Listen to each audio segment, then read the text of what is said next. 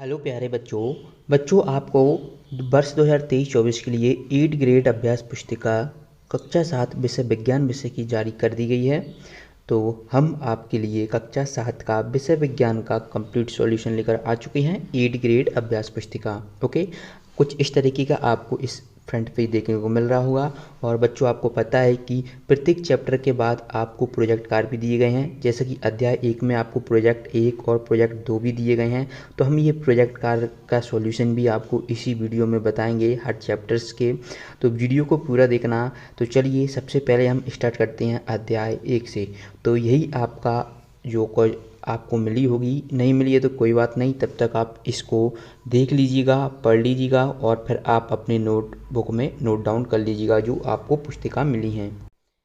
तो सबसे पहले हम बात कर लेते हैं अध्याय 1 जो कि है पादपों में पोषण। तो हम आज इसका सॉल्यूशन देखेंगे।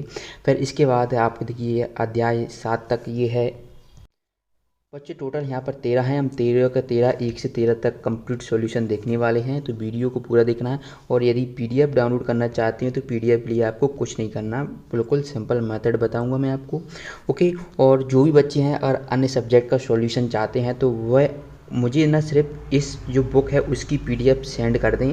कहाँ पर सेंड करना है तो आप मुझे इंस्टा पर मैसेज कर सकते हैं। इंस्टा की मैं आईडी जो यहाँ पर आपको दिख रही होगी, आप वहाँ से मुझे मैसेज करें तो मैं आपसे बात कर लूँगा। ठीक है, आप मुझे क्वेश्चन जो आपकी बुक मिली उसकी पीडीएफ मुझे अगर आप दे देते हैं तो उसके आंसर मैं आपको प्रोवाइड करा देता हूँ। ओके बच्चों, तो हम स्टार्ट करते हैं जो कि अध्याय 1 है पादपों में पोषण। तो चलिए इसको शुरू करते हैं। तो यहाँ से आप देखेंगे पाठ की पूर्व तैयारी में यहाँ से आपको ये पहले मिलाने को मिलेगा।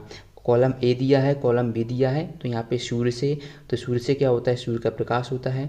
जड़ों से क्या होते हैं, पानी के पोषक तत्व वो रहते हैं जो ऊपर जाते हैं। पत्तियों से, पत्तियों में क्लोरोफिल होता है। और वायुमंडल से कार्बन डाइऑक्साइड, वायुमंडल में कार्बन डाइऑक्साइड होती है। इस तरीके से आप इसे करेंगे। फिर अब आपका जो अध्याय होता है प्रश्न 1 जो कि है आपके रिक्त स्थान है, ये आपको बुक जब मिलेगी देखने को तब आपको मिल जाएगा, है ना। तो यहाँ पर पहला है कि भोजन के घटक कार्बोहाइड्रेट, वसा, प्रोटीन, विटामिन और हैं। तो भोजन के घटक कार्बोहाइड्रेट, वसा, प्रोटीन, विटामिन और क्या, खनिज लवण हैं। तो बच्चों यहाँ पर खनिज लवण कर देना है। दूसरा देखिए पादप जल, क्लोरोफिल, खालिस्तान एवं सूर्य प्रकाश की सहायता से अपना भोजन बनाते हैं तो इसमें कार्बन डाइऑक्साइड करेंगे। तीसरे में पादपों में हरे रंग का वर्णक किसके कारण पाया जाता है, तो ये क्लोरोफिल नामक वर्णक के कारण पाया जाता है। और घटपर्णी एक क्या है, कीटभक्षी पौधा है। ओके, अब कीटभक्षी पौधा क्या होती है ये आपको पता होगा, नहीं होगा तो आगे क्वेश्चन पूछा गया है उससे हम समझेंगे। पांचवा देखिए सहजीवी अपना आवास एवं तत्व एक दूसरे के साथ बांटते हैं। तो सहजीवी अपना आवास एवं पोषक जो होते हैं वो एक दूसरे के साथ बांटते हैं। तो इस तरीके से आप रिक्त स्थान जो दिए गए इनको पूरा कर लीजिएगा। ये आपकी न्यू सेशन की जो नई बुक है वही हम सॉल्यूशन बता रहे हैं।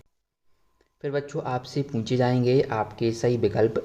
तो यहाँ पर पहला सही विकल्प देखिए ये कि पौधे एवं सजीवों में भोजन ग्रहण करने एवं इसके उपयोग की विधि को कहते हैं। तो पौधों एवं सजीवों में भोजन ग्रहण करने की विधि होती है उसे हम पोषण कहते हैं। यहाँ पर आप इसका सही आंसर लिखोगे पोषण।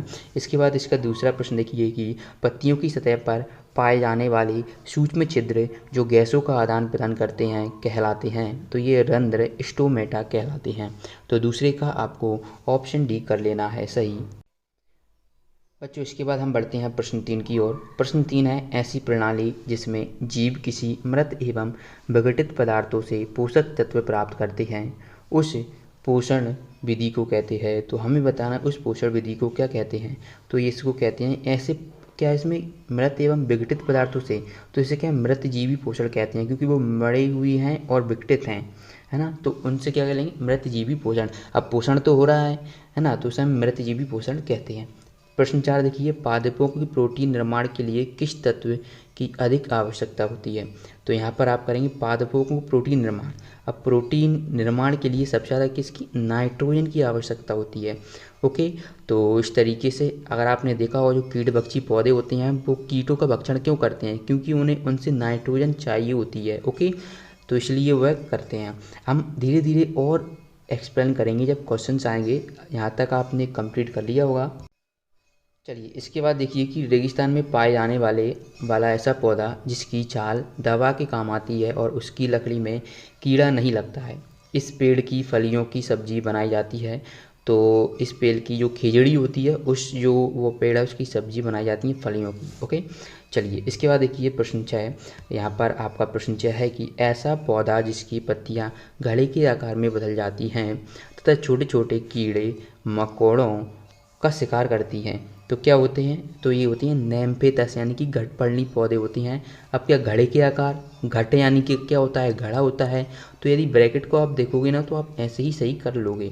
ठीक है बच्चों, तो ऐसा पौधा जिसकी पत्तियां घड़े के आकार में बदल जाती हैं उसे हम घटपर्णी पौधा कहते हैं। अब इसके बाद हमारा प्रश्न 7 है कि मैं एक पाइप जैसी संरचना हूँ और विशेष कोशिकाओं से बनी हूँ।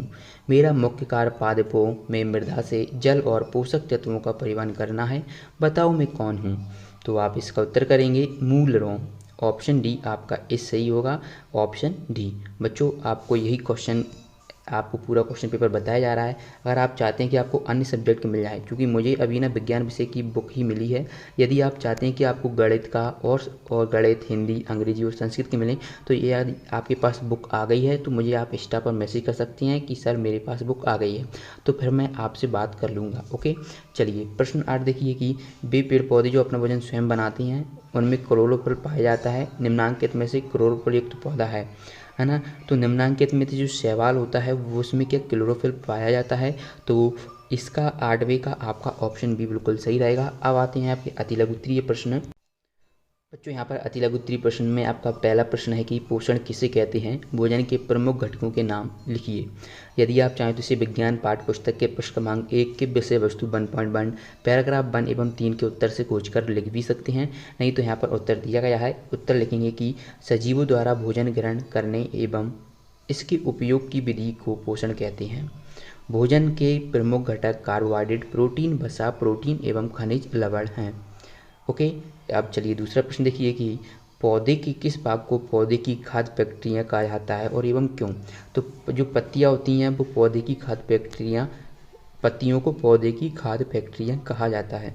तो पहला और दूसरा प्रश्न का उत्तर आपने कर लिया है। बच्चों अब हम बढ़ते हैं प्रश्न 3 की ओर की मरुस्थलीय पादपों में पत्तियां सल्क और शूल रूप में परिवर्तित हो जाती हैं, क्यों? तो इसका उत्तर लिखेंगे कि मरुस्थलीय पादपों में जो वाष्पोत्सर्जन होता है, वो वाष्पोत्सर्जन द्वारा जल क्षय को कम करने के लिए पत्तियां सल्क अथवा शूल रूप में हो जाती हैं। ओके, तो इसलिए होती हैं क्योंकि मरुस्थल में पानी वैसे ही कम होता है और अगर वाष्पोत्सर्जन होगा तो उसमें फिर उसकी जो एनर्जी रहेगी वो बिल्कुल चली जाएगी, इसलिए वे सल्क और शूल रूप में हो जाती हैं। बच्चों अब देखिए प्रश्न 4 कि क्या हरी पत्तियों के अतिरिक्त अन्य वर्ण की पत्तियां भी प्रकाश संश्लेषण की क्रिया करती हैं? तो आप उत्तर लिखेंगे कि हरी पत्तियों के अतिरिक्त अन्य वर्ण की पत्तियां में भी क्लोरोफिल होता है। इन पत्तियों में भी प्रकाश संश्लेषण होता है। तो इस तरीके से हमने प्रश्न 4 यानी कि पेज 1 से 6 तक कंप्लीट देख लिया है। अब हम आगे बढ़ते हैं। बच्चों यहाँ पर आपके सामने देखने को मिल रहा है प्रश्न 5। प्रश्न 5 है कि जड़ द्वारा अवशोषित जल एवं खनिज पत्ती तक किस प्रकार पहुँचते हैं? तो जो जल एवं खनिज वाहिकाओं द्वारा पत्तियों तक पहुँचते हैं। जल द्वारा अवशोषित जल एवं खनिज जल वाहिकाओं द्वारा पहुँचते हैं। वाहिकाएँ होती हैं। अब वाहिकाएँ क्या होती हैं? एक तो होती है जाइलम होता है, जाइलम, और एक होता है फ्लोएम होता है, फ्लोएम, है ना? तो जाइलम द्वारा जल पहुंचता है पत्तियों तक और फ्लोएम द्वारा जो भोज्य पदार्थ होते हैं वह पहुंचता है। ओके, चलिए अब हम देखते हैं आपके जो लघुत्तरीय प्रश्न है। प्रश्न 6 देखते हैं। प्रश्न 6 है कि स्वपोषी तथा विषमपोषी की परिभाषित कर उदाहरण दीजिए। तो चलिए स्वपोषी को हम करेंगे परिभाषित। तो यहाँ से लिखेंगे कि पोषण की वह विधि जिसमें जीव अपना भोजन स्वयं संश्लेषित करते हैं स्वपोषण कहलाते हैं। ऐसे पादपों को स्वपोषी कहते हैं। विषमपोषी में आप लिखेंगे कि ऐसे जीव जंतु पादपों द्वारा संश्लेषित भोजन को ग्रहण करते हैं उन्हें विषमपोषी कहते हैं। ओके, तो जो स्वयं बनाते हैं वह स्वपोषी होते हैं और जो पादपों द्वारा करते हैं वो विषमपोषी होते हैं। अब स्वपोषी में आप पेड़ पौधों को लिख सकते हैं यहाँ पर एग्जाम्पल में, और विषमपोषी में आप मानव को लिख सकते हैं, है ना? तो ये आपको उदाहरण लिख लेना है, ठीक है। इसके बाद हम बढ़ते हैं प्रश्न 7 की ओर कि पादपों में सहजीवी संबंध को उदाहरण सहित समझाइए। तो इसका उत्तर लिखेंगे कि कुछ जीव एक दूसरे के साथ रहते हैं तथा अपना आवास एवं पोषक तत्व एक दूसरे के साथ बांटते हैं। इसे सहजीवी संबंध कहते हैं। उदाहरण के लिए कुछ कवक वृक्षों की जड़ों में रहते हैं। वृक्ष कवक को पोषण प्रदान करते हैं, बदले में उन्हें जल एवं पोषकों के अवशोषण में सहायता मिलती है। इस तरीके से प्रश्न 7 का उत्तर करेंगे। इसके बाद देखिए प्रश्न 7 के बाद प्रश्न 8 है कि परजीवी एवं मृतजीवी को उदाहरण सहित समझाइए।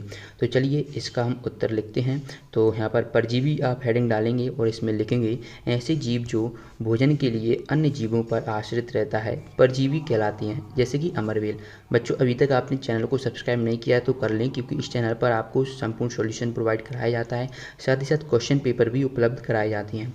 तो मृतजीवी तो ऐसे जीव जो किसी मृत एवं विघटित जैविक पदार्थों से पोषक तत्व प्राप्त करते हैं मृतजीवी कहलाते हैं, जैसे कि कवक। ओके, तो इस तरीके से आप प्रश्न क्रमांक 8 का उत्तर कंप्लीट कर लेंगे।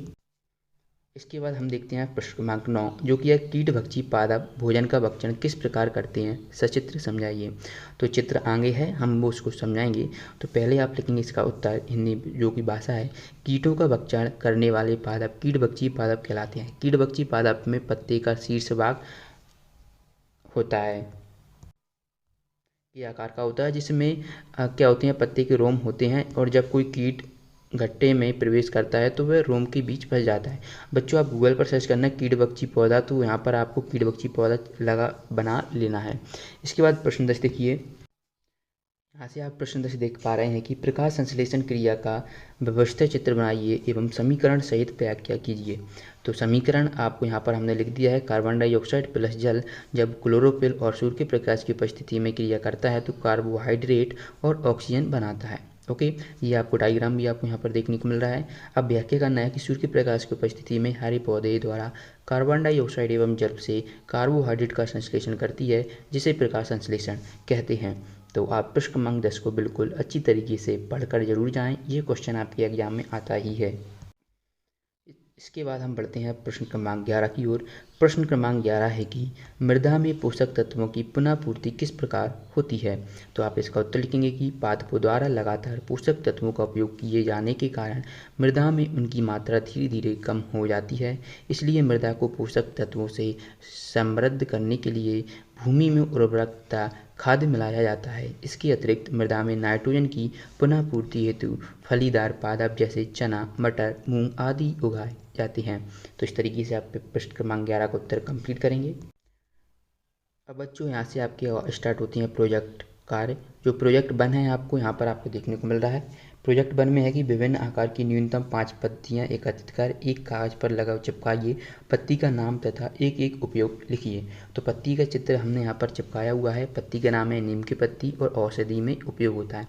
अब आप चाहें तो यहाँ पर आप क्या वो बोलते हैं, नीम के अलावा आप जो भी पत्ती आपको बनाना आता हो, चाहें तो आप औषधि में आपको उपयोग भी पता होना चाहिए। ऐसा नहीं कि आपको उसका पता नहीं हो।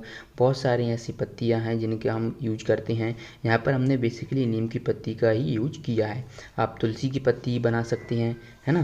तो इस तरीके से आप ये करेंगे। अब आपका जो प्रोजेक्ट कार्य है बच्चों वो आप स्वयं करेंगे। उसमें कुछ नहीं, आपको 5 फलों के बीज एकत्रित कर चिपकाना है। ओके, और फलों से प्राप्त हुए उस फल का नाम लिखना है। तो ये आपको जरूर करना है। तो इस तरीके से हमने अध्याय कंप्लीट कर लिया। अध्याय 2 जो कि है प्राणियों में पोषण, इसका हम कंप्लीट सॉल्यूशन देखेंगे। बच्चों यदि आपने पादपों में पोषण का सॉल्यूशन नहीं देखा है, यानी कि अध्याय 1, तो उसकी वीडियो की लिंक आपको इस चैनल के डिस्क्रिप्शन बॉक्स में देखने को मिल जाएगी। तो वहाँ से जाकर आप इस वीडियो को भी देख पाओगे। ओके, तो इस वीडियो में हम अध्याय 2 पर हम संपूर्ण सॉल्यूशन आपको बताएंगे। और आपको बता दें, अगर आपको किसी भी सब्जेक्ट का सॉल्यूशन चाहिए तो आप मुझे इंस्टाग्राम पर मैसेज कर सकते हो, वहाँ से कांटेक्ट मैं आपसे कर लूँगा। तो क्या होगा, उसके ज़रिए आप मुझे PDF भेज सकते हो, तो मैं आपको आंसर प्रोवाइड करा दूंगा। ओके, तो क्वेश्चन जो पेपर है वो तो आपको खुद ही भेजना पड़ेगा मुझे, तभी मैं आपको आंसर्स आपको उपलब्ध करा सकूँगा। तो जो भी स्टूडेंट चाहते हैं कि और बच्चों की मदद हो सके तो आप मुझे इंस्टा पर मैसेज कर सकते हो। इंस्टा की ID आपको इंस्टा पर सर्च करना मिस्टर गौरव कुशवाहा। ओके, चलिए अध्याय 2 है प्राणियों में पोषण, इसका हल करते हैं। ओके बच्चों, तो देखिए कुछ इश्यू के चक्कर में मैं आपको बुक से सीधे डायरेक्ट नहीं बता सकता, सम प्रॉब्लम्स के चक्कर में, इसलिए मैंने यहाँ पर सभी क्वेश्चन के आंसर लिखे हुए हैं। जैसे ही आप पहला पेज खोलोगे पार्ट 2 का, जो कि है आपका पादपों में पोषण, है ना, तो आपको कुछ इस तरीके का फ्रंट पेज ही सामने देखने को मिलेगा। इसमें आपको भरना है कि अपनी 10 सहपाठियों की सूची बनाइए जिन्होंने अपने पिछले दिनों के भोजन में प्रोटीन प्राप्त करने के लिए निम्न में से क्या ग्रहण किया, है ना। तो यहाँ पर सहपाठियों का नाम, क्रमांक, प्रोटीन भोजन में शामिल करने के लिए क्या खाया। तो यहाँ पर आपको इस तरीके से पहले में कर लेना है। मनीषा, जिसने दूध और दाल प्रोटीन के रूप में लिए। आस्था ने दही, दाल और पनीर। नैन्सी ने दूध, अंडा। रीता ने मूंगफली और दूध। और बोधन ने मछली अंडा लिया था। और सूर्या ने दूध अंडा। नैतिक ने दूध अंडा। सुजीत ने मछली। और 90 में आप यहाँ से लिखेंगे विनय ने दूध अंडा लिया। आशीष ने अंडा, दाल और पनीर। इस तरीके से आप पहले जो प्रश्न है अध्याय 2 का वो कंप्लीट करेंगे। फिर आपको रिक्त स्थान देखने को मिलेंगे। यहाँ पर आपको ऊपर हाइड्रोक्लोरिक अम्ल, पाचन, स्टारफिश, स्वाद कलिकाएं, अंतःग्रहण देखने को मिलता है। तो इसमें पहले में आपको यहाँ पर रिक्त स्थान दिया गया है, ठीक है। तो आपको क्या करना है कि जटिल खाद्य पदार्थों का सरल खाद्य पदार्थों में विघटन पाचन कहलाता है। तो पहले का उत्तर आपको बच्चों यहाँ पर पहले ऑप्शन में पाचन लिख देना है। फिर इसके बाद दूसरा है, यहाँ पर खाली स्थान दिया गया है कैल्शियम कार्बोनेट की कठोर कवच वाले जंतु का आहार करती है। तो ये स्टारफिश की करती है। यहाँ पर आप दूसरा लिख देंगे। तीसरा देखिए, आहार को मुख गुहा द्वारा अंदर लेने वाली प्रक्रिया को कहते हैं। तो इसे हम अंतःग्रहण कहते हैं। तो यहाँ पर आप तीसरा लिख देंगे, ठीक है। इसके बाद देखिए, स्वाद का पता लगाने वाली जीभ पर होती हैं। तो ये क्या होती है, स्वाद कलिकाएँ होती हैं, ठीक है। यहाँ पर आप क्या करेंगे, स्वाद कलिकाएँ, ठीक है, स्वाद कलिकाएँ। इसके बाद देखिए, आमाशय हाइड्रोक्लोरिक अम्ल का श्रावण करता है। यहाँ पर रिक्त स्थान में आपको हाइड्रोक्लोरिक अम्ल कर देना है। इस तरीके से आप 1 से 5 तक कंप्लीट कर लोगे। फिर आपके आते हैं सही विकल्प। सही विकल्प में आपका पहला मिलेगा, लाल ग्रंथि रस स्त्रावित करती है। तो ये किसको करती है, तो ऑप्शन बी होगा लाल रस को। ओके, इसका आपको ऑप्शन बी सही कर लेना है। इसके बाद दूसरा प्रश्न देखिए, शरीर की सबसे बड़ी ग्रंथि जो पित्तरस का स्त्रावण करती है तो वह यकृत है।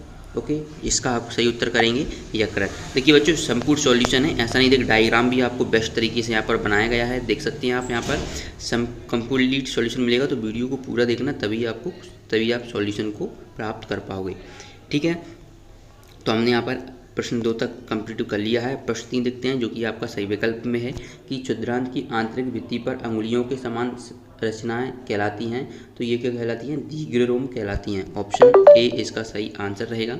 इसके बाद देखिए प्रश्न 4, मनुष्य के भोजन में सेल्यूलोज का पाचन नहीं होता है, क्योंकि तो मनुष्य के पाचन तंत्र में सेल्यूलोज के पचाने वाले सूक्ष्मजीव नहीं पाए जाते हैं, इसलिए सेल्यूलोज का नहीं होता है। तो प्रश्न 4 का आप ऑप्शन बी सही उत्तर करेंगे। इसके बाद देखिए प्रश्न 5 है, चीरने एवं फाड़ने वाले दांत कहलाते हैं।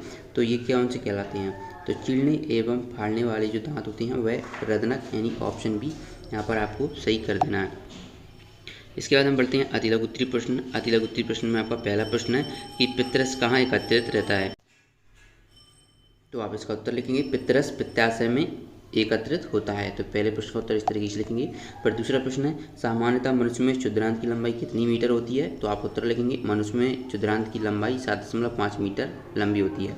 तो यहाँ पर आप ये गलत लिख गया है, तो यहाँ पर आप लिखेंगे क्षुद्रांत, ठीक है, क्षुद्रांत। ओके, ये आपको लिख देना है, ठीक है। तो इस तरीके से आप दूसरे प्रश्न का भी उत्तर कर लोगे। इसके बाद प्रश्न 3 है, मानव पोषण के विभिन्न चरणों को सही क्रमबद्ध कीजिए।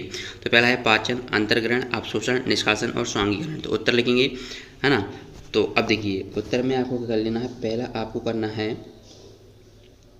तो यहाँ पर आप देखिए पहला आपको देखने को मिल रहा है अंतर्ग्रहण किया जाएगा, ठीक है बच्चों। पहला आप यहाँ पर मैं यहीं से बता देता हूँ, पहला अंतर्ग्रहण, पर दूसरा पाचन। देखिए पहला आपका हो जाएगा अंतर्ग्रहण, दूसरा हो जाएगा पाचन, तीसरा हो जाएगा अवशोषण, फिर स्वांगीकरण, फिर निष्कासन, ठीक है। इस तरीके से आपको ये लिख लेना है, ठीक है। चलिए इसके बाद देखिए प्रश्न 4, पित्त कहाँ निर्मित होता है, ये भोजन के किस घटक के पाचन में सहायता करता है। तो इसका उत्तर देखेंगे, पित्तरस पित्ताशय में निर्मित होता है, पित्तरस वसा के पाचन में सहायता करता है। अब आपके लघु उत्तरीय प्रश्न आते हैं, जिसमें प्रश्न 5 है ना। तो जो दांत होते हैं उनके नाम बताना है कि दांत कितने प्रकार के होते हैं। तो दांत 4 प्रकार के होते हैं, कृंतक, रदनक, अग्र चवर्लक और चवर्लक। कृंतक का यूज जो किया जाता है वो काटने के लिए किया जाता है, रदनक का फाड़ने के लिए, और अग्रचवर्णक और चवर्णक चबाने के लिए। इस तरीके से प्रश्न 5 का उत्तर आप यहाँ से करेंगे। इसके बाद प्रश्न 6 है, शरीर की सबसे बड़ी ग्रंथि का नाम बताइए, इसमें कौन सा रस स्त्रावित होता है तथा ये किस घटक के पाचन में सहायक है। तो उत्तर लिखेंगे यकृत शरीर की सबसे बड़ी ग्रंथि है, इसमें से पित्तरस स्त्रावित होता है जो वसा के पाचन में महत्वपूर्ण भूमिका निभाता है। इसके बाद देखिए प्रश्न 7 है, उस कार्बोहाइड्रेट का नाम लिखिए जिसका पाचन रूमिनेंट जुगाली करने वाले जानवर द्वारा किया जाता है परंतु मानव द्वारा नहीं, इसका कारण बताइए। तो अब इसका उत्तर लिखेंगे। देखिए घास में सेल्यूलोज नामक का कार्बोहाइड्रेट होता है, जानवरों के अग्रनाल में अग्र नाम की थैलीनुमा संरचना होती है जो सेल्यूलोज का पाचन करती है, मनुष्य में ये संरचना अनुपस्थित होती है। ठीक है, इसलिए आप इसका ये कर लेंगे। इसका 8वां देखिए, दीर्घरोम क्या है, ये कहाँ पाए जाती हैं एवं इनके कार्य लिखिए। तो उत्तर लिखेंगे संयंत्र की आंतरिक भित्ति पर अंगुली की समान उभरी हुई संरचनाएं होती हैं जिन्हें दीर्घरोम कहते हैं। दीर्घरोम पची हुई भोजन के अवशोषण में सहायता करती हैं। इसके बाद देखिए प्रश्न 9, घास खाने वाले जंतुओं में पाचन क्रिया लिखिए। तो आप उत्तर लिखेंगे गाय, भैंस एवं हिरण जैसे घास खाने वाले जंतु जो कि रोमेटी एमिनेंट कहलाते हैं, वे पत्तियों का अंतर्ग्रहण तीव्रता से करके उन्हें निगल लेते हैं तथा रुमेन से भंडारित कर लेते हैं। कुछ अंतराल के बाद भोजन पुनः मुख में आ जाता है और पशु धीरे धीरे जुगाली कर उसे पचा लेते हैं। अब आपके दीर्घोत्तरीय प्रश्न स्टार्ट हो गए हैं। तो यहाँ पर आपका प्रश्न 10 है, मानव पाचन तंत्र का नामांकित चित्र बनाइए एवं उनके मुख्य भागों के नाम लिखिए। तो मानव पाचन तंत्र की जो मुख्य भाग हैं, यहाँ पर पहला है आपका मुख, गुहा, ग्रसिका, आमाशय, बृहदांत्र और क्षुद्रांत या गुदा। ठीक है, तो इसका आप इस तरीके से बना देंगे डायग्राम, स्क्रीन पर देख पा रहे होंगे। ठीक है, ये आपको यहाँ से स्टार्ट कर लेना है। देखिए ठीक है, इस तरीके से आप इसको कंप्लीट कर लेंगे।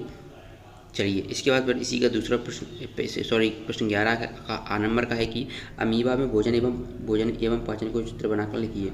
उत्तर लिखेंगे अमीबा पादप द्वारा भोजन अंतरण करता है जो खाद्य दानी में फंस जाता है। खाद्यानि में ही पाचक रस स्रावित होते हैं जो खाद्य पदार्थों को सरल पदार्थों में बदल देती हैं।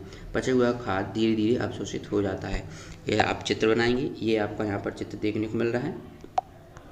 ठीक है, तो इस तरीके से आपको ये चित्र बना देना है। आई होप आपको ये दिख रहा होगा। ये केंद्रक है, ये यहाँ पर पादप है ना, ये आपका वही चेपित अपशिष्ट है, ये और ये अमीबा का टोटल ये जो खाद्य धानियाँ हैं यहाँ पर वो की होता है। ठीक है, चलिए इसके बाद बढ़ते हैं इसी का 11वें का 12 नंबर का जो प्रश्न है, निम्न पाचन संबंधित क्रियाओं को संक्षिप्त में लिखिए। अंतःग्रहण और स्वांगीकरण। तो अंतःग्रहण के मुख के माध्यम से शरीर में भोजन ग्रहण करने की प्रक्रिया अंतःग्रहण कहलाती है, जैसे कि आप रक्त में करेंगे। ठीक है, और जी ये तो अंतःग्रहण हो गया। ये आप चाहें तो यहाँ पर पहला नंबर डाल के लिख सकते हैं, ये दूसरा नंबर। रक्त में अवशोषित भोजन की प्रत्येक कोशिका के साथ साथ ऊतक तक पहुँचने की प्रक्रिया स्वांगीकरण है। ठीक है, ये पहला है और ये आपका दूसरा है। ठीक है, तो इनको हमने डिफाइन कर लिया है। और संक्षेप में बताना तो आप इतना ठीक है। प्रोजेक्ट आप देख लेते हैं। पहला प्रोजेक्ट है प्राणायाम क्यों आवश्यक है। इसके उत्तर आप यहाँ पर उत्तर में देखेंगे कि शरीर का एक नारा बताना है। तो ये आपको यहाँ पर देखिए, ये कुछ इस तरीके से आपको ये नारा लिख देना है और ये आपका डायग्राम आपको बना लेना है। आई होप आप इसको बना लोगे। फिर प्रोजेक्ट 2 है जीवन रक्षक घोल कैसे बनाया जाता है तथा इसके उपयोग लिखिए। तो ये आप बनाने की विधि है, उपयोग है, जैसे जल है, जल को उबालकर उसमें थोड़ा सा नमक तथा चीनी मिलाकर इसके साथ में 2-4 बूंद नींबू का रस डालकर तैयार किया जाता है। तो उपयोग किया जाता है दस्त व उल्टी में, में, कमजोरी लगने में। तो बच्चों इस तरीके से अध्याय 2 कंप्लीट कर लिया है। आगे की इस वीडियो में अध्याय 3 ऊष्मा। अध्याय 3 का नाम है ऊष्मा, कक्षा 7 विषय विज्ञान की है। इसका हम कंप्लीट सॉल्यूशन करने वाले हैं। तो चलिए देखते हैं क्या क्या क्वेश्चन पूछे गए हैं। ओके स्टूडेंट, जैसे ही आप इसका फ्रंट पेज देखोगे, ऊष्मा जो चैप्टर है उसके सबसे नीचे आप जैसे ही जाओगे सबसे नीचे, तो यहाँ पर आपको बॉक्स देखने को मिलेगा। इस बॉक्स में आपको आंसर लिखना है। तो चलिए मैं इसका आंसर बता देता हूँ, जो कि पेज नंबर 16 है। इसमें आपको ये भर देना है। स्टूडेंट इस बॉक्स में आपको ये देखिए कुछ इस तरीके का आपको जो बॉक्स दिख रहा था उसमें आपको ये लिख देना है। क्या लिखना है कि ठंडे एवं गर्म की पहचान हम सूंघकर या ज्ञानेंद्रियों के माध्यम से ऊष्मा का अनुभव करते हैं। तो स्टूडेंट्स यहाँ पर सूंघकर लिख लेना है, थोड़ी बहुत मिस्टेक हो जाती है, इसलिए मैं क्वेश्चन को बोलूँगा, आंसर को भी बोलूँगा, जो मिस्टेक्स होंगी मैं यहाँ पर कंप्लीट आपको सही करवाऊँगा। ओके, और यदि आप ये PDF देखना चाहते हैं तो इसके लिए आपको कुछ नहीं करना। और जैसा कि मैं बता दूं कि बहुत सारे स्टूडेंट्स ने मुझे PDF जो क्वेश्चन पेपर आपको ये पेपर एडिट की जो बुक है वो भी मुझे भेज दी है, लेकिन आप भी मुझे भेज सकते हैं। इसके लिए आप मुझे इंस्टाग्राम पर मैसेज कर सकते हो, इंस्टाग्राम की जो मेरे आप मुझे मैसेज कर सकते हो। ओके, जो ID है वो यहाँ पर आपको नीचे मेंशन हो रही होगी, या पर डिस्क्रिप्शन बॉक्स में इंस्टाग्राम की लिंक दी गई है, वहाँ पर मैंने बहुत सारे लोगों को PDF भी मैंने सेंड कर दिया, ये PDF के थ्रू आप जा सकते हो। ओके, जैसे अब रिक्त स्थान फिर आपके हैं, यहाँ पर देखिए पहला है ताप का मापन से किया जाता है, तो यहाँ पर ब्लैंक रहेगा, इसमें आपको तापमापी लिख लेना है। ओके, तो ये आपको इस तरीके का देखने को मिलेगा कुछ। ओके, 17 पेज पर आपको कुछ इस तरीके को देखने को मिलेगा। तो पहले पर आपको तापमापी यानी ये आपका तापमापी हो जाएगा। दूसरा, मानव शरीर का सामान्य तापमान होता है तो ये 37 डिग्री सेंटीग्रेड होता है, तो यहाँ पर आपको दूसरा नंबर लिख लेना है। इसके बाद हम बढ़ते हैं अगले प्रश्न की ओर की। अगला प्रश्न है ऊष्मा का प्रवाह सदैव गर्म वस्तु से वस्तु की ओर होता है। तो ऊष्मा का प्रवाह सदैव गर्म वस्तु से ठंडी वस्तु की ओर होता है। और इसके बाद हम अगले प्रश्न की ओर बढ़ते हैं। रबर, लकड़ी एवं प्लास्टिक ऊष्मा के पदार्थ होते हैं। तो रबर, लकड़ी एवं ये क्या होते हैं, तो ये है ऊष्मा के कुचालक पदार्थ होते हैं। ओके, तो यहाँ पर आपको कुचालक लिख लेना है। चौथे में, पाँचवें देखिए, दिन के समय स्थल जल की अपेक्षा शीघ्र क्या होते हैं, गर्म हो जाते हैं दिन के समय में। ओके, चलिए इस तरीके से आप रिक्त स्थान कंप्लीट कर लेंगे अध्याय 3 के, जो आपका चैप्टर है ऊष्मा। ओके, चलिए अब बढ़ते हैं हम सही विकल्प की ओर। सही विकल्प में है बूझों को बुखार आने पर डॉक्टर द्वारा उसके तरीके ताप को मापने के लिए उपयोग किया गया उपकरण है। तो क्या है, स्टेथोस्कोप है। तो इसका आपको ऑप्शन सी इसका सही आंसर कर लेना है।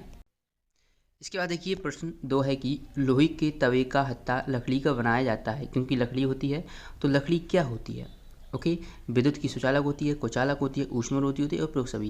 तो ये देखिए लोहे के तवे का हत्था लकड़ी का बनाया जाता है, क्योंकि लकड़ी क्या होती है, विद्युत की कुचालक या ऊष्मारोधी। ओके, तो यहाँ पर आपको देखने को मिल रहा है कि यहाँ पर लिखे हुए हैं क्वेश्चन और उनके आंसर, इसका आपको आंसर कर देना है ऑप्शन बी, ऊष्मारोधी। इसके बाद प्रश्न 3 देखिए कि समुद्री समीर कहते हैं। तो समुद्री समीर किसे कहते हैं, तो यहाँ पर आपका ऑप्शन सही होगा। समुद्री समीर जो होता है वो है समुद्र की ओर से आने वाली वायु को कहते हैं। तो स्टूडेंट इस तरीके से मैं आपको बहुत सिंपल वे में आपको क्वेश्चन की जो पेपर रहती है वो PDF भी प्रोवाइड करा रहा हूँ। PDF के लिए कुछ नहीं, आपको इंस्टाग्राम पर मेरी जो ID है वहाँ पर जाना, उसकी वायु सेक्शन में PDF लिंक दी हुई है। ओके, और अगर आप इंस्टाग्राम पर नहीं पहुँच पा रहे हैं तो लिंक आपको डिस्क्रिप्शन बॉक्स में दी गई है। चौथा देखिए ऑब्जेक्टिव, डॉक्टरी थर्मामीटर के बल्ब में किस धातु का उपयोग किया जाता है। तो यहाँ पर आप किस धातु का करेंगे, पारा धातु का उपयोग करेंगे। इसके बाद देखिए यदि कोई व्यक्ति बुखार से पीड़ित है तो उसके शरीर का ताप होगा, तो उसका जो ताप होगा वो 102 यानी 102 डिग्री सेंटीग्रेड होगा। इसके बाद हम अति लघु उत्तरीय प्रश्न की ओर बढ़ते हैं। अति लघु उत्तरीय प्रश्न, सूर्य द्वारा पृथ्वी तक ऊष्मा किस प्रकार द्वारा पहुंचती है, उस प्रक्रम का नाम लिखो। तो ये विकिरण के माध्यम से जो होती है वो सूर्य से जो ऊष्मा पहुंचती है। ओके, विकिरण के माध्यम से। इसके बाद देखिए निम्न में से ठंडी व गर्म वस्तुओं को सूचीबद्ध कीजिए, है ना। तो जैसा कि यहाँ पर देखिए जो ठंडी है वो आप इस तरीके से भी लिख सकते हैं, ठंडी और पर ऐसे ऑब्लिक लगाकर। इसमें आइसक्रीम, फलों का रस, फ्रिज में जमी बर्फ, चाय, है ना। तो क्या ठंडी तो ये हो गई। फिर इसके बाद है क्या, बर्फ़ हो गया। पर जो चाय के प्याले होते हैं वो गर्म होता है, रखी स्टील की चम्मच और तलने के लिए प्रयुक्त बटन का हत्था। तो ये तीनों आपके क्या हो जाएंगे, गर्म हो जाएंगे। तो इसका मैंने आंसर आपको कुछ इस तरीके से कर दिया है। फ्रिज में जमी बर्फ़ इसके बाद जो है वो गर्म है और इससे पहले की चीज़ें क्या ठंडी है। तो इस तरीके से आप सूचीबद्ध कर लीजिएगा। ओके, चलिए अगला देखते हैं। डॉक्टरी तापमापी का परिसर लिखिए, और किस में लिखना है, सेल्सियस स्केल में लिखना है और फ़ारेनहाइट में लिखना है। तो सेल्सियस स्केल में क्या होता है, तो सेल्सियस स्केल में डॉक्टरी थर्मामीटर का परिसर 35 डिग्री सेंटीग्रेड से 42 डिग्री सेंटीग्रेड होता है। और फ़ारेनहाइट स्केल में डॉक्टरी थर्मामीटर का परिसर 94 से 108 डिग्री सेंटीग्रेड होता है। स्टूडेंट्स ये 108 डिग्री सेंटीग्रेड है। ओके, PDF में भी मैं इसको अपडेट करवा दूंगा, सही करवा दूंगा। इसके बाद प्रश्न 4 देखेंगे, ऊष्मा चालक को परिभाषित करते हुए उदाहरण दीजिए। तो इसका उत्तर लिखेंगे ऊष्मा चालक। तो ऊष्मा चालक यहाँ पर आपको ये उदाहरण तो ये दी हुई हैं ऊष्मा चालक, ठीक है। अब ऊष्मारोधी की बच्चों डेफिनेशन आपको ये नीचे दी हुई है। इस प्रश्न से आप ऊष्मारोधी की डेफिनेशन लिखेंगे, ठीक है। ऊष्मा चालक की और नीचे दी हुई है। तो इस तरीके से आप यहाँ पर डेफिनेशन सबसे पहले लिखेंगे, फिर उनके एग्जाम्पल लिखेंगे। ओके। यहाँ पर ये प्रश्न है कि क्या डॉक्टरी थर्मामीटर के स्थान पर प्रयोगशाला थर्मामीटर का उपयोग कर सकते हैं। तो आप इसका उत्तर लिखेंगे, डॉक्टरी थर्मामीटर को केवल मानव शरीर का ताप मापने के लिए ये कर सकते डिजाइन किया गया है। ओके, इसलिए उसका करते हैं। डॉक्टरी तापमापी के स्थान पर अब अंकीय डिजिटल थर्मामीटर का उपयोग क्यों अधिक किया जाने लगा है, लिखिए। तो इसका उत्तर देखेंगे, तापमापी में पारे के प्रयोग के विषय में अनेक चिंताएं हैं। पारा एक विषाक्त पदार्थ है, यदि तापमापी टूट जाए तो इसका निपटान अत्यंत कठिन है, इसलिए अंकीय तापमापी का उपयोग अधिक होता है। ओके, इस तरीके से प्रश्न 7 का आप उत्तर यहाँ से करेंगे। इसके बाद देखिए प्रश्न 8 की, गर्मी की ऋतु में सफ़ेद रंग के कपड़े एवं सर्दियों की ऋतु में गहरे रंग के कपड़े पहनना क्यों सुखद लगता है। तो आप इसका उत्तर लिखेंगे। उत्तर में लिखना है आपको, हल्के रंग के कपड़े, देखिए हल्के रंग के जो कपड़े होते हैं वो सर्दियों में प्रकाश को अवशोषित नहीं करते। बच्चों यहाँ पर सर्दियाँ लिख लेना आपको, ठीक है। यहाँ पर क्या लिखेंगे, सर्दियाँ, सर्दियों में प्रकाश को अवशोषित नहीं करते एवं गहरे रंग के जो कपड़े होते हैं वो प्रकाश को अवशोषित करते हैं, इसलिए हम पहनते हैं। इसके बाद देखिए प्रश्न 9, प्रयोगशाला थर्मामीटर की परिसर लिखिए। तो यहाँ पर आप इसका उत्तर लिखेंगे, प्रयोगशाला थर्मामीटर की जो परिसर है वह है 10 से 110 डिग्री सेंटीग्रेड। ओके, 110 डिग्री है, आप इसको 1100 ना समझें। ओके, कुछ मिस्टेक्स हो जाती हैं, सभी मिस्टेक्स सही नहीं कर पाते हैं। ओके, मैं फिर भी PDF में जैसे ही ये वीडियो डाल जाएगी तो उसके बाद अपडेट कराने की पूरी कोशिश करूँगा। ओके स्टूडेंट्स, तो चलिए अब हम बढ़ते हैं। देखिए तो यहाँ पर देखिए कि ऊष्मा चालन व ऊष्मा संवहन प्रक्रम को उदाहरण सहित लिखिए। तो आप इसका उत्तर ऊष्मा चालन यहाँ से लिखेंगे, किसी पिंड के अंदर सूक्ष्म विसरण तथा कणों के टक्कर के द्वारा जो ऊष्मा का अंतरण होता है उसे ऊष्मा चालन कहते हैं। ओके, ऊष्मा चालन यहाँ पर लिख लेना सही से। उदाहरण जैसे लोहा ऊष्मा संवहन, किसी अधिक गर्म पिंड से किसी अधिक ठंड पिंड में ऊष्मा के पारगमन को ऊष्मा स्थानांतरण कहते हैं। ओके, तो ये आपको यहाँ से तो इतना तो ये हो गया आपका ऊष्मा चालन। फिर इसके बाद आपका आ गया ऊष्मा संवहन। क्या होता है, किसी अधिक गर्म पिंड से अधिक ठंडे पिंड में ऊष्मा का पारगमन को ऊष्मा स्थानांतरण कहते हैं। ओके, प्रश्न 11 देखिए, अधिक सर्दियों में आप एक मोटे कंबल या एक के ऊपर एक जुड़े दो पतले कंबल में किसको चुनाव करेंगे। तो इसका उत्तर लिखेंगे, सर्दियों में हम एक के ऊपर एक जुड़े दो कंबल चुनाव करेंगे क्योंकि ये ऊष्मारोधी होते हैं और हमें ठंड से बचाते हैं। इसके बाद देखिए प्रश्न 12, डॉक्टरी थर्मामीटर का नामांकित चित्र बनाइए और संरचना भी बनाना है। तो इसका आप उत्तर लिखेंगे, डॉक्टरी थर्मामीटर में एक लेडी बारीक तथा एक समान व्यास की कोच की नली होती है। इसके एक सिरे पर एक बल्ब होता है, बल्ब में पारा भरा होता है और इस वाव के बाहर नली में पारे की पतली चमकीली धारी होती है। इसके बाद देखिए प्रश्न 13, डॉक्टरी थर्मामीटर का उपयोग करते समय हमें कौन कौन सी सावधानियां रखनी चाहिए। तो इसका आप पहला करेंगे कि डॉक्टरी थर्मामीटर का उपयोग करने से पहले एंटीसेप्टिक घोल का उपयोग कर लेना चाहिए। उपयोग से पहले पारे का तल 35 डिग्री से नीचे होना चाहिए। तीसरा लिखेंगे, थर्मामीटर का उपयोग करते समय इससे बल्ब से नहीं पकड़ना चाहिए। प्रश्न 14 का उत्तर देखिए, यहाँ पर आपको जल समीर एवं थल समीर का चित्र सहित वर्णन करना है। तो जल समीर क्या होते हैं, समुद्र तटीय क्षेत्रों में दिन के समय जल से थल की ओर चलने वाली स्थानीय पवनों को हम जल समीर कहते हैं। पहले फिर इसके बाद थल समीर क्या होती हैं। तो थल समीर वे समुद्र तटीय क्षेत्रों में रात्रि के समय थल से जल की ओर चलने वाली स्थानीय पवनों कहते हैं। अब इसका आपको डायग्राम बनाना है तो इस तरीके से बना लेना। स्टूडेंट्स, ये आपको डायग्राम यहाँ पर देखने को मिल रहा है, ये आपको डायग्राम बना लेना है। नहीं तो आप जैसे ही गूगल पर सर्च करोगे जल समीर डायग्राम तो आपको इसका डायग्राम भी आपको वहाँ पर देखने को मिल जाएगा। इसके बाद आप प्रश्न देखेंगे तो ये आपको हमने यहाँ से 14 तक कंप्लीट कर दिए हैं। इसके बाद 15वां प्रश्न देखेंगे, काला पॉलिश किए पात्र एक श्वेत पॉलिश किए पात्र में रखा जाता है तो 2 घंटे बाद पात्र का पानी कम गर्म होगा, ऐसा क्यों। तो चलिए इसका उत्तर देखते हैं। स्टूडेंट, इसका उत्तर देखेंगे, काला पॉलिश किए पात्र का पानी अधिक गर्म होगा तथा श्वेत पॉलिश किए पात्र का पानी कम गर्म होगा क्योंकि गहरे रंग के पृष्ठ अपेक्षाकृत अधिक ऊष्मा अवशोषित करता है। ओके, इस तरीके से आप इस प्रश्न का उत्तर कर लेंगे। प्रश्न यहाँ पर आपका ये कंप्लीट होता है। इसके बाद 14वां प्रश्न देखिए, जल समीर एवं थल समीर का चित्र ये हमने कर दिया। 15वां भी आपका कंप्लीट हो गया। फिर इसके बाद देखिए 16, क्या ऐसे भवनों का निर्माण संभव है जिसमें मौसम के अनुसार प्रभाव ठंडा या गर्म ना हो। ओके, क्या ऐसे भवनों का निर्माण। तो यहाँ पर आप उत्तर लिखेंगे, हाँ ऐसे भवनों का निर्माण संभव है। भवन निर्माण में खोखली ईंटों का उपयोग किया जाए जिससे उनके बीच वायु की एक परत बन जाए, परत जो हो जाए वो बंद हो जाए। अब प्रोजेक्ट 1 है। प्रोजेक्ट 1 में आपको क्या अंकीय डिजिटल थर्मामीटर की सहायता से अपने 10 मित्रों के शरीर का तापमान नोट करना है। तो यहाँ पर हमने लिखे हुए हैं, आप यहाँ से देख सकते हैं। इसको आप मैं स्क्रॉल कर रहा हूँ, जल्दी से आप इसको नोट डाउन कर लीजिएगा। और वीडियो पसंद आए तो वीडियो को लाइक कर दीजिएगा, अपने दोस्तों के साथ शेयर कर दें। चैनल को सब्सक्राइब कर लें, बता दें चैनल को सब्सक्राइब करना बिल्कुल ही फ्री होता है। ओके, आपको इसके लिए कोई रुपये नहीं देने होते हैं। साथ ही साथ अगर आप चैनल सब्सक्राइब कर लेंगे तो उसका एक बेनिफिट ये रहेगा, जैसे ही मैं क्लास 7 की और वीडियोज़ अपलोड करूँगा तो उसकी नोटिफिकेशन रहेगी, वह आपके पास तुरंत आ जाएगी। तो जल्दी से चैनल को सब्सक्राइब कर लें और बेल आइकन के बटन को प्रेस जरूर कर लें। प्रोजेक्ट 2 में आप यहाँ से देख सकते हैं, किसी डॉक्टर, तो यहाँ पर इसमें पूछा गया है तापमापी का उपयोग करने से पहले उसे किसी द्रव में क्यों डुबोते हैं। तो इसका आंसर लिखेंगे आप, तापमापी का उपयोग करने से पहले इसे रोगाणु रोधक द्रव में डुबोया जाता है।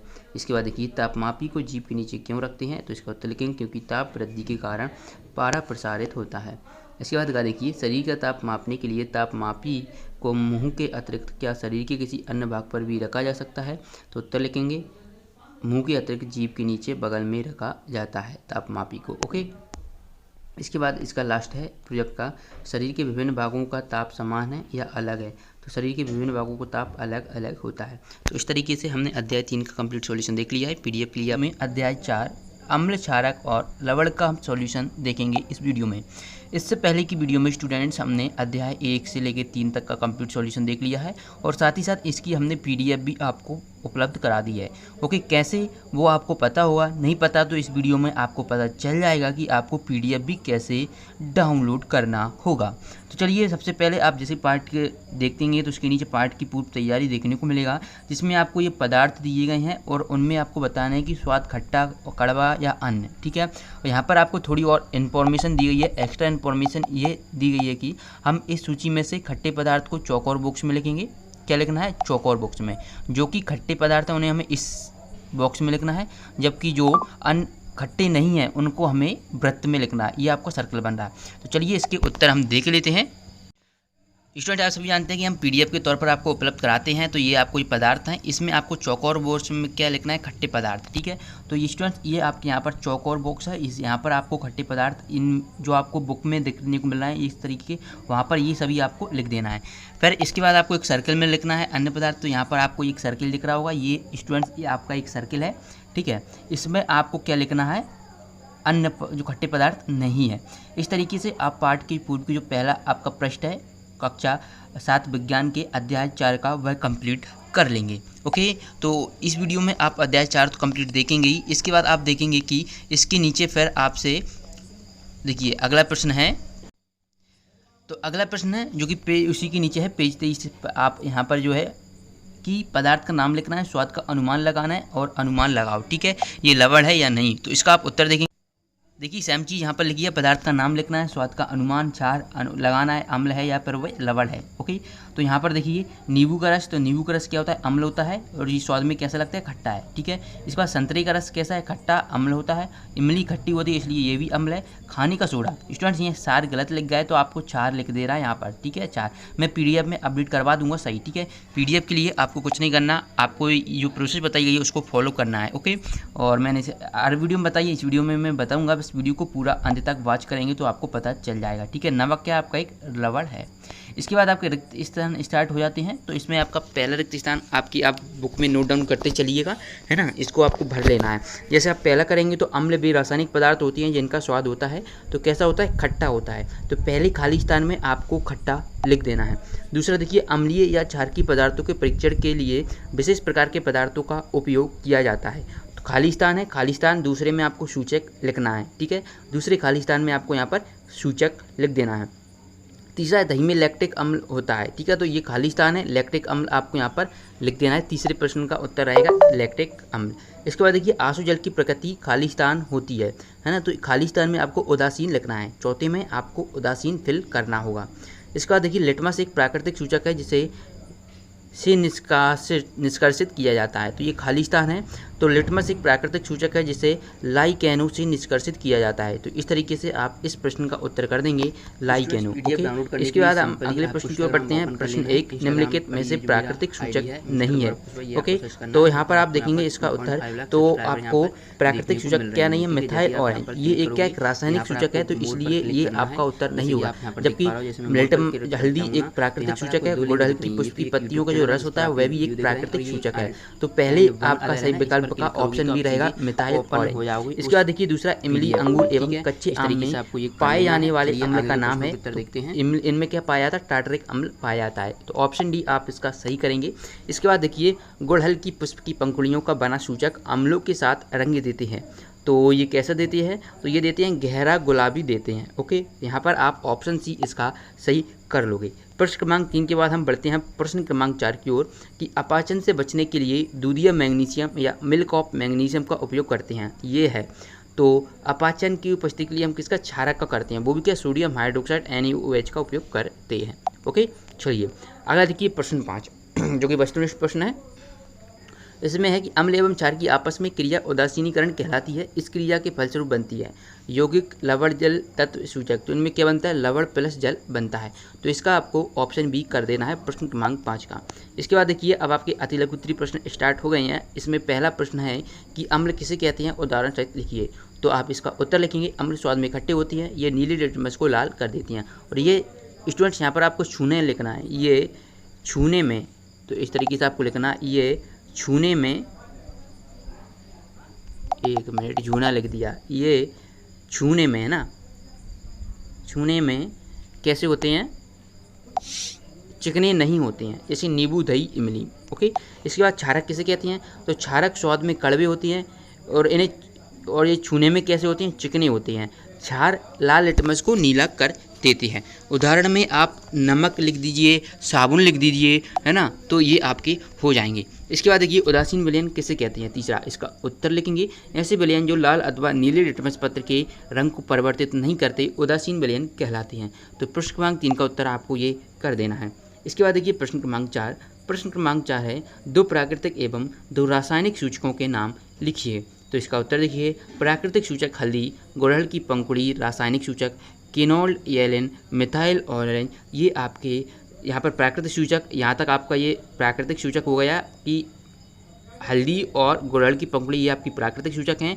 पर रासायनिक सूचक में है केनोल येलिन और मिथाइल ऑरेंज। ठीक है, ये दोनों आपके क्या है, रासायनिक सूचक हैं। इस तरीके से आप प्रश्न क्रमांक 4 का उत्तर कंप्लीट कर लेंगे। ओके, इसके बाद देखिए प्रश्न 5। नीले लिटमस पत्र को एक विलयन में डुबोया गया, ये नीला ही रहता है। लिटमस पत्र में कोई रंग परिवर्तन न होने का क्या कारण है, तो आप इसका उत्तर लिखेंगे। विलयन की प्रकृति क्षार की है, क्योंकि लिटमस पत्र को विलयन में डुबोने पर उसका रंग लाल नहीं हुआ। ओके, अगला प्रश्न देखिए प्रश्न क्रमांक 6।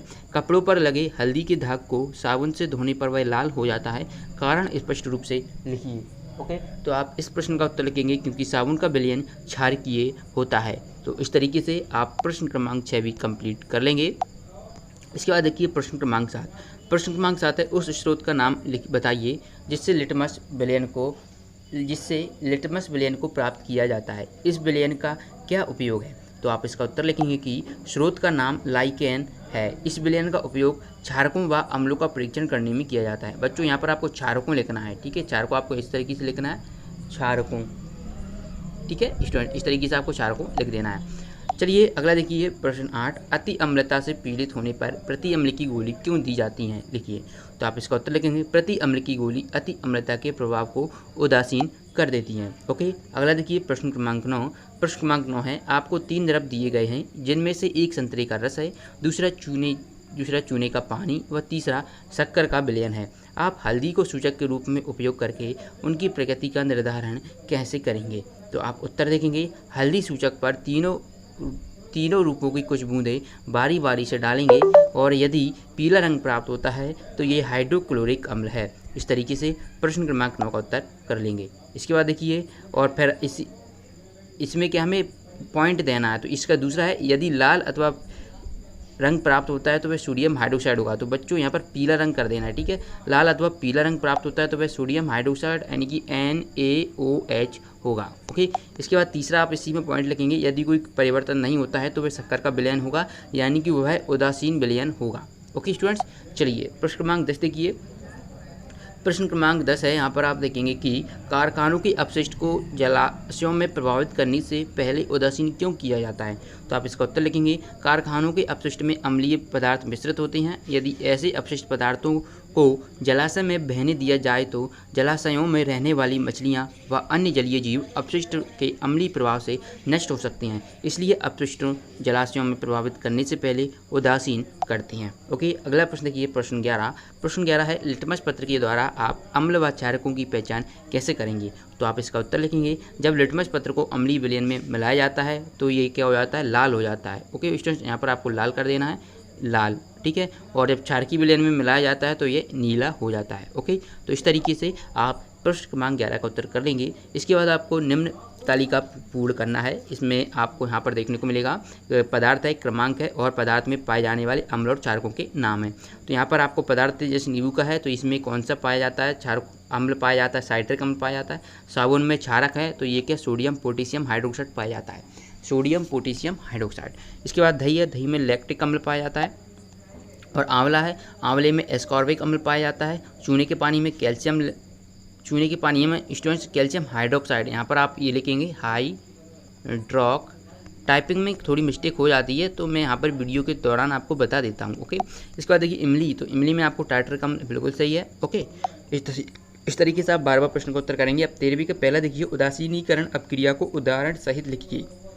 ओके स्टूडेंट्स, तो यहाँ पर आप लिखेंगे जब किसी अम्ल और किसी क्षारक को, बच्चों यहाँ पर आपको लिखना है क्षारक को, ठीक है, क्योंकि क्षारक लिखने में थोड़ी दिक्कत होती है। क्षारक को मिलाते हैं तो उदासीनीकरण की अपक्रिया होती है। इस प्रक्रिया में ऊष्मा निर्मुक्त यानी कि ऊष्मा निकलती है, होने के साथ साथ लवण और जल बनता है। तो यहाँ पर HCl आपका अम्ल है, सोडियम हाइड्रोक्साइड क्षार है। जब इसकी क्रिया कराएंगे इस तरीके से एरो बनाना है और तो हमें NaCl क्या मिलेगा, नमक लवण मिलेगा और जल H2O स्टूडेंट्स आपको इस तरीके से लिखना है। और ये ऊष्मा है, ऊष्मा आपकी जो एनर्जी होती है वो मुक्त होती है। ऊष्मा चाहे तो ये आपको यहाँ पर लिख देना है, ये थोड़ी गलत लिखी हुई है, ठीक है, ये वाली आपको यहाँ पर लिखना है। इसी का दूसरा है कि चींटी के काटने पर त्वचा पर कैलेमाइन का विलयन क्यों लगाया जाता है? तो आप इसका उत्तर लिखेंगे, जब चींटी काटती है तो वह त्वचा में अम्लीय द्रव डाल देती है। अम्लीय प्रभाव को नष्ट करने के लिए त्वचा पर कैलेमाइन का विलयन लगाते हैं। कैलेमाइन क्षारकीय होता है जो अम्लीय प्रभाव को उदासीन कर देता है। इस तरीके से प्रश्न आप दूसरा करेंगे। अब अगला देखिए 14वें में पहला अम्ल और क्षार में कोई 3 अंतर लिखना है। तो अम्ल और क्षार में यहाँ पर 3 अंतर आपको देखने को मिलेंगे। पहला अंतर है, अम्ल स्वाद में खट्टे होते हैं जबकि क्षार जो होते हैं वो स्वाद में कैसे होते हैं, कड़वे होते हैं। अम्ल नीले लिटमस को लाल कर देते हैं। जो क्षारक होते हैं, इस क्षारक लिखा है, क्षारक की जगह आपको ये लिखना है, ये नहीं लिखना है, ये लिखना है क्षारक, ऐसे लिखा जाता है, ठीक है। ओके, तो जो क्षारक होते हैं वो लाल लिटमस को नीला कर देते हैं। इसके बाद देखिए अम्लों को पानी में घोल चिकना प्रतीत होता है, इसमें सही लिखा है। क्षारकों का पानी में घोल छूने पर चिकना प्रतीत नहीं होता। ओके स्टूडेंट, चलिए अगला देखिए, इसी का दूसरा, गुड़हल के पुष्प द्वारा बने सूचक से आप तालिका में दिए गए पदार्थों की पहचान कैसे करेंगे? तो यहाँ पर पदार्थ हैं, सूचक का पदार्थ पर प्रभाव और पदार्थ की प्रकृति अम्लीय है, क्षारकीय अथवा उदासीन है। तो यहाँ पर देखेंगे तो नींबू का रस, तो ये कैसा है, गहरा गुलाबी है तो इसलिए अम्लीय होगा। शैम्पू हरा होता है इसलिए क्षारीय होगा। शक्कर का विलयन कोई परिवर्तन नहीं तो ये कैसा होगा, उदासीन होगा। ओके, इसके बाद देखिए नमक का विलयन कैसा होता है, सूचक का रंग नहीं बदलता यानी कि ये भी उदासीन होगा। चूने का पानी हरा होता है तो ये क्षारीय होगा। सोडा युक्त जल ये भी हरा होता है तो इसलिए ये भी क्षारीय होगा। ओके, इसके बाद है नल का जल, ये सूचक का रंग नहीं बदलता तो इसलिए ये उदासीन होगा। उदासीन आप ऐसे लिखेंगे। आई होप आपको ये समझ में आ रहा होगा। ओके, चलिए PDF के लिए मैंने बता दिया है। कोई दिक्कत हो तो आप मुझे इंस्टाग्राम पर मैसेज कर सकते हो, वहाँ पर मैं आपके सभी प्रश्नों के उत्तर देने का प्रयास करूँगा। अब आपका प्रोजेक्ट 1 है, 1 चम्मच हल्दी पाउडर में थोड़ा जल मिलाकर उसका पेस्ट बनाएं। इस पेस्ट को फिल्टर पत्र या सफ़ेद मोटे कागज़ पर लगाकर हल्दी पत्र बनाएं और सुखा लीजिए। इस हल्दी पत्र की पतली पत्तियां काटिए। इन हल्दी पत्र पर नीचे दिए गए विलयनों को बूंदों के साथ परीक्षण कर अपने अवलोकन पर लिखिए। तो यहाँ पर परीक्षण विलयन है, हल्दी पत्र पर विलयन का प्रभाव है, अम्लीय क्षारकीय उदासीन जो प्रकट हुआ है उसे लिखना है। तो नींबू का रस कुछ नहीं है, विलयन पर प्रभाव ये अम्लीय होता है ना। हल्दी पत्र पर, तो हल्दी पत्र पर इसका कुछ प्रभाव नहीं है। संतरे का रस, इसका भी कुछ प्रभाव नहीं है तो यहाँ पर आप इसे कर देंगे अम्लीय। इसके बाद सिरका, इसका भी कुछ नहीं है तो ये भी अम्लीय होगा। जबकि साबुन का घोल कैसा लाल कर देता है तो ये क्षारीय होगा। खाने का सोडा ये लाल कर देता है तो ये भी क्षारीय हो जाएगा। इसके बाद है शक्कर का विलयन कोई परिवर्तन नहीं तो ये उदासीन है। और नमक का विलयन कोई परिवर्तन नहीं तो ये भी आपका उदासीन है। इस तरीके से आप प्रोजेक्ट 1 कंप्लीट कर लेंगे। इसके बाद देखिए प्रोजेक्ट क्रमांक 2। प्रोजेक्ट क्रमांक 2 में आप यहाँ पर देखेंगे कि आपके घर में पाए जाने वाले 5 अम्लीय एवं 5 क्षारीय पदार्थों के नाम लिखना है और उनमें पाए जाने वाले अम्ल एवं क्षारक के नाम भी लिखना है। तो यहाँ पर हमने अम्ल लिखे हुए हैं, जैसे कि अम्ल है सिरका एसिटिक अम्ल, सिरका में एसिटिक अम्ल पाया जाता है, और NaOH जो कि सोडियम हाइड्रोक्साइड होता है। यहाँ पर हमने रासायनिक नाम भी लिखे हुए हैं, आप यहाँ पर देखेंगे एरो के बाद, और फार्मूला भी लिखा हुआ है, ये आपके रासायनिक नाम है, ठीक है। अब यहाँ पर देखेंगे दूसरा नींबू, तो नींबू में पाया जाता है साइट्रिक अम्ल, सिरका में एसिटिक, नींबू में साइट्रिक, और इसका हो जाएगा पोटेशियम हाइड्रोक्साइड क्षारक। दूध दही में लैक्टिक अम्ल पाया जाता है, और इसमें आपको NH4OH यानी कि अमोनियम हाइड्रोक्साइड। अब NH4 आपको यहाँ नीचे लिखना है, ठीक है, इस तरीके से। चलिए इसके बाद देखिए अंगूर इमली में पाया जाता है, अंगूर इमली में स्टूडेंट्स यहाँ पर ये गलत लिखा है, टार्टरिक अम्ल पाया जाता है, ठीक है। यहाँ पर आपको टार्टरिक अम्ल कर लेना है, ओके।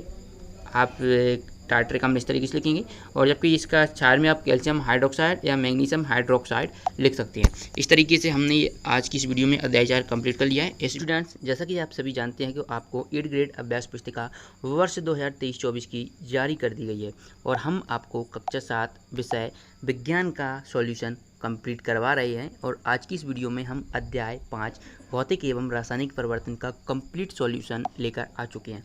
स्टूडेंट, जैसा कि आप सभी जानते हैं कि अध्याय 1 से 4 तक हमने कंप्लीट सॉल्यूशन बता दिया है, साथ ही साथ इसकी हमने PDF भी आपको उपलब्ध करा दी है। PDF के लिए आपको कुछ नहीं करना है, वीडियो को पूरा देखना है, वीडियो में प्रोसेस भी बता दी गई है। तो चलिए आज की इस वीडियो में अध्याय 5 आपका भौतिक एवं रासायनिक परिवर्तन है, इसको शुरू करते हैं।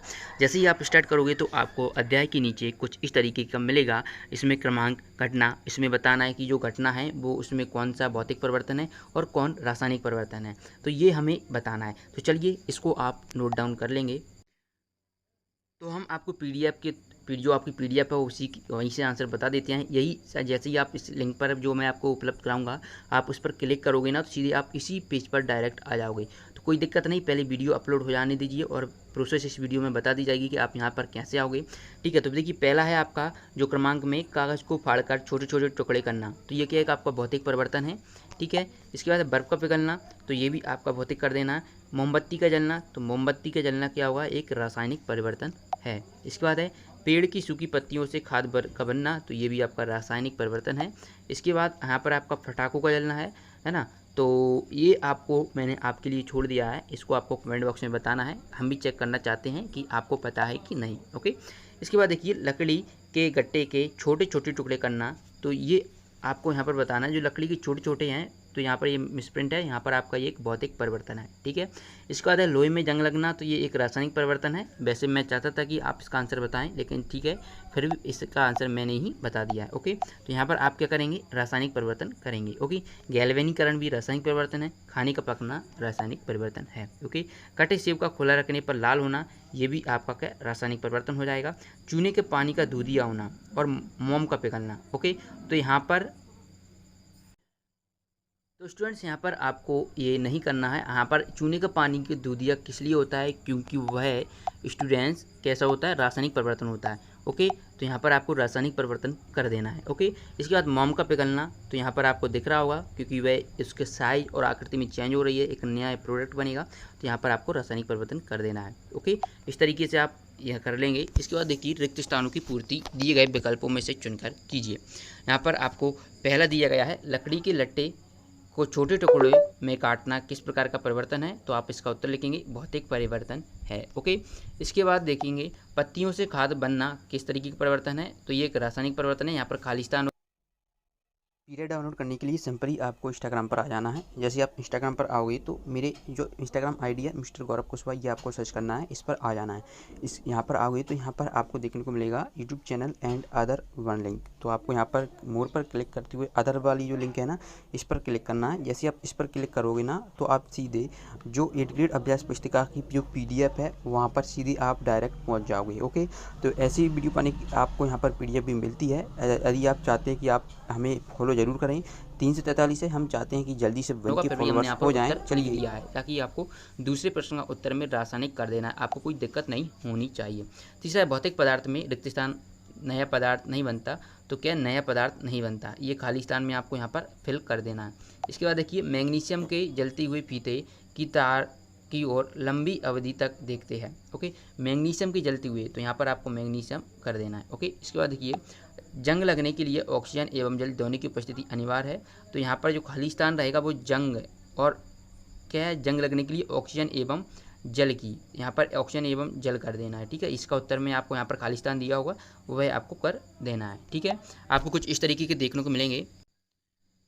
तो आपको बुक में कुछ इस तरीके को देखने को मिलेगा, जैसे कि लकड़ी के लट्टे के छोटे टुकड़े में काटना, ये आपका यहाँ पर पहला कर देना भौतिक परिवर्तन। दूसरा पत्तियों से खाद बनना, है ना, तो ये क्या है। और तीसरा है भौतिक परिवर्तन में नहीं बनता, तो भौतिक परिवर्तन क्या नहीं, नया पदार्थ नहीं बनता, तो ये आपको तीसरा कर देना है। और मैग्नीशियम की जलती हुई अथवा तार की ओर लंब दे, तो इस तरीके के आपको यहाँ पर देखने को मिलेगा, जो कि मैंने बताया खालिस्तान। यहाँ पर खालिस्तान है, यहाँ पर खालिस्तान है, यहाँ पर खालिस्तान, इनको हमने फिल किया हुआ है। ओके, अब हम बढ़ते हैं सही विकल्प की ओर, जो कि आपको प्रश्न एक यहाँ पर है, लोहे पर जंग लगना। तो चलिए इसका उत्तर देखते हैं। तो स्टूडेंट्स यहाँ पर आप देखेंगे लोहे पर जंग लगना, तो ये अभी हमने बताया कि रासायनिक परिवर्तन है, तो यहाँ पर आप ऑप्शन ए सही कर दोगे। ओके, इस तरीके से अगला देखिए, सेब, बैगन एवं आलू को काटकर वायु में खुला छोड़ने पर भूरे रंग में क्या परिवर्तन हो जाता है। तो इसका आप सही उत्तर करेंगे, सेब, बैगन एवं आलू वातावरण की ऑक्सीजन से क्रिया करते हैं, तो ऑप्शन भी आपको इसका कर देना है। इसके बाद देखिए, लोहे में कार्बन, क्रोमियम, निकेल तथा मैंगनीज मिलाकर एक मिश्र धातु बनाती हैं जिसमें जंग नहीं लगती, वह मिश्र धातु है, तो वह मिश्र धातु आपको क्या हो जाएगी, स्टेनलेस स्टील हो जाएगी। ओके, इसके बाद देखिए अगला, निम्न में से रासायनिक परिवर्तन का उदाहरण है, तो निम्न में से रासायनिक परिवर्तन का जो उदाहरण है वह आपका है प्रकाश संश्लेषण। ओके, ऑप्शन बी आपको इसको सही कर देना है। इसके बाद देखिए अगला प्रश्न, कि वायुमंडल में पाई जाने वाली वह परत जो परावैंगनी विकिरण को अवशोषित कर रक्षात्मक आवरण बनाती है, तो वह आपकी हो जाएगी ओजोन परत। ओके, ओजोन परत, इसका रासायनिक सूत्र O3 होता है, आप सभी जानते होंगे। चलिए अगला देखिए, जो कि आपके अति लघुत्तरीय प्रश्न है। ओके, तो यहाँ पर पहला प्रश्न आपको स्क्रीन पर देखने को मिल रहा है कि निम्न को भौतिक व रासायनिक परिवर्तनों में वर्गीकृत करते हुए दिए गए स्थान पर लिखो, जैसे मोम का पिघलना, प्रकाश संश्लेषण, पाचन, कोयले का जलना, कागज के टुकड़े करना, बर्फ के पिघलना, लोहे में जंग लगना, गैल्वेनाइजेशन। ओके, तो यहाँ पर आपका भौतिक परिवर्तन होगा मोम का पिघलना। ओके स्टूडेंट्स, मोम का पिघलना जैसे कि मैंने बताया भी था आपको, न्यू प्रोडक्ट मोम का पिघलना, और क्या है आपका शक्कर का घुलना। और इस यहाँ पर आप रासायनिक परिवर्तन देखेंगे, भोजन का पाचन, कोयले का जलना। ओके, तो यहाँ पर स्टूडेंट जैसे आप अभी मैं आपको बता रहा था कौन से भौतिक परिवर्तन कौन से में, तो उसमें शायद मैंने मोम का पिघलना आपको रासायनिक परिवर्तन बताया था, तो यहाँ पर आप भौतिक कर लीजिएगा। ओके, इसके बाद देखिए प्रश्न 2, भौतिक परिवर्तन किसे कहते हैं, तो आप इसका उत्तर लिखेंगे, वह परिवर्तन जिसमें किसी पदार्थ के भौतिक गुणों में परिवर्तन हो जाता है। तो ये आपको कर देना है, भौतिक परिवर्तन और रासायनिक परिवर्तन, भोजन का पाचन, कोयले का जलना। ओके, तो ये आपको कर देना है। गैल्वेनाइजेशन आपको सर्च कर लीजिएगा, लोहे में जंग लगना भी यहाँ पर क्या होता है, आपका एक रासायनिक परिवर्तन होता है, तो यहाँ पर आप लोहे का जंग लगना रासायनिक परिवर्तन कर देंगे। इस तरीके से आप प्रश्न एक करेंगे, भौतिक परिवर्तन किसे कहते हैं, तो वह परिवर्तन जिसमें किसी पदार्थ के भौतिक गुणों में परिवर्तन नहीं होता है। ओके, भौतिक परिवर्तन कहलाते हैं, जैसे कि मोम का पिघलना।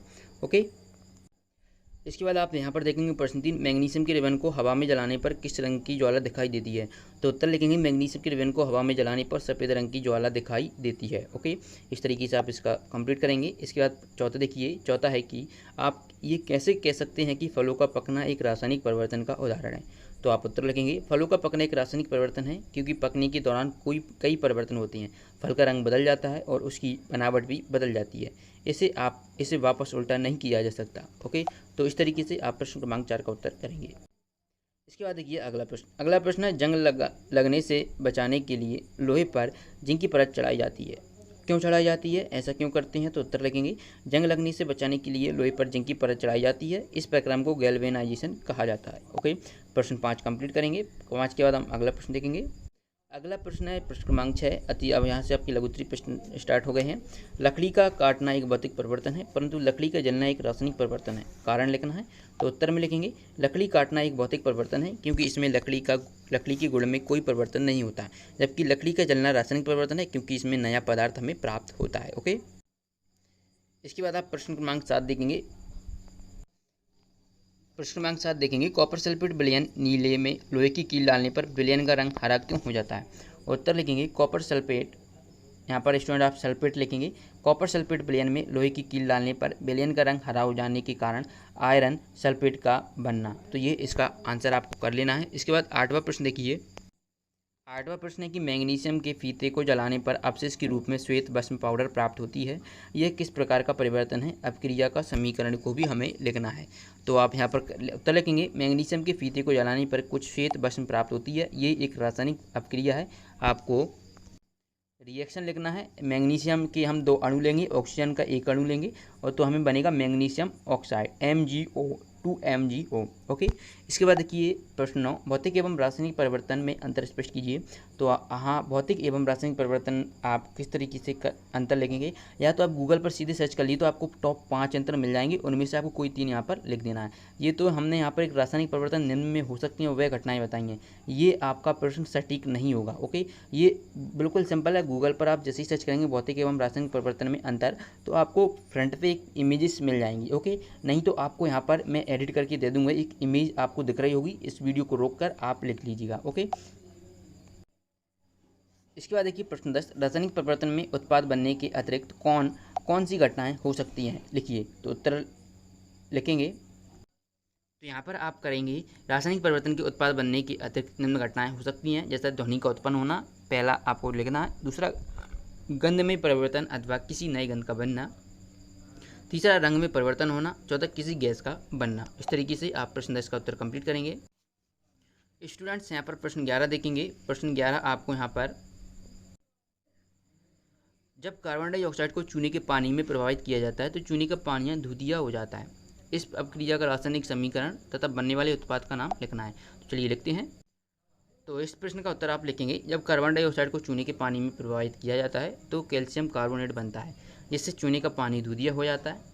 Carbon dioxide plus calcium hydroxide को जब हम क्रिया कराएंगे तो कैल्शियम कार्बोनेट और जल हमें प्राप्त होगा। तो इस तरीके से आप इसका कर लेंगे प्रश्न 11 का उत्तर। अब आपके द्विगुणितीय प्रश्न स्टार्ट होते हैं, जिसमें प्रश्न 12 है।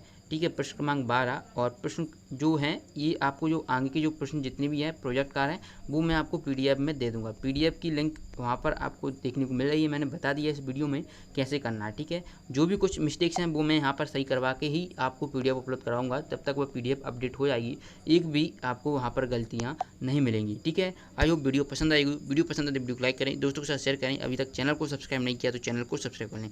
मिलते हैं नेक्स्ट वीडियो में, धन्यवाद।